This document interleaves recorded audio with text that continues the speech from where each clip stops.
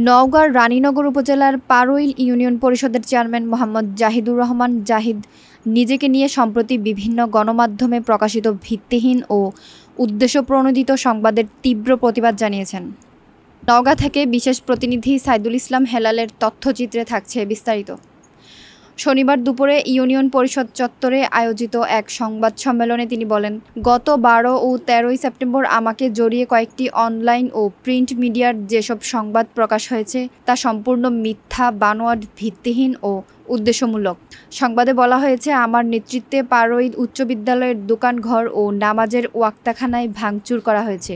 এটি সম্পূর্ণ অসত্য ও ভিত্তিহীন। তিনি আরও দাবি করেন, কয়েকটি মিডিয়ায় বলা হয়েছে আমি নাকি বিদ্যালয়ের ভারপ্রাপ্ত প্রধান শিক্ষক গোপাল চন্দ্র সাহার কাছে ২ লাখ টাকা চাঁদা দাবি করেছি। আমি স্পষ্টভাবে জানাচ্ছি, এই অভিযোগ সম্পূর্ণ ভিত্তিহীন ও উদ্দেশ্যপ্রণোদিত। গত ১২ ও ১৩ সেপ্টেম্বর ২০২৫ তারিখে আমাকে জড়িয়ে বিভিন্ন মিডিয়ায় অসত্য সংবাদ প্রচার করা হয়েছে, যা মিথ্যা, বানোয়াট ও ভিত্তিহীন।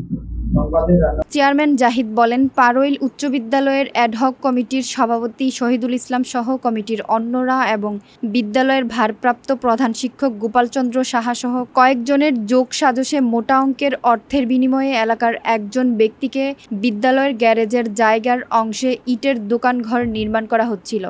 এলাকাবাসী বিষয়টি নিয়ে বারবার অভিযোগ করলে তিনি গত ৮ই সেপ্টেম্বর স্থানীয় গণমান্যদের সঙ্গে নিয়ে বিদ্যালয়ে যান। সেদিন প্রধান শিক্ষক ও অন্যান্যদের কাছে ঘর নির্মাণ ও অ্যাসেম্বলির বিষয়টি জানতে চাইলে বিদ্যালয়ের ভারপ্রাপ্ত প্রধান শিক্ষক সহ অন্যরা কিছুই বলতে যাচ্ছিলেন না। বাধ্য হয়ে উপজেলা প্রশাসনকে বিষয়টি জানাই। প্রশাসনের প্রতিনিধি এসে নির্মাণ কাজ বন্ধ করে দেন বলে চেয়ারম্যান জাহিদ জানান। চেয়ারম্যানের ভাষ্য অনুযায়ী ১১ই সেপ্টেম্বর বিদ্যালয়ের অ্যাডহক কমিটির সভাপতি শহীদুলের ইন্ধনে ও প্রধান শিক্ষকের ইন্ধনে আইন বহির্ভূতভাবে তাদের লোকজন আবার ওইখানে দোকানঘর নির্মাণ কাজ করার চেষ্টা করলে ক্ষুব্ধ ছাত্র জনতা ও এলাকাবাসী ইটের নির্মাণাধীন দেয়াল ভেঙে দেয়।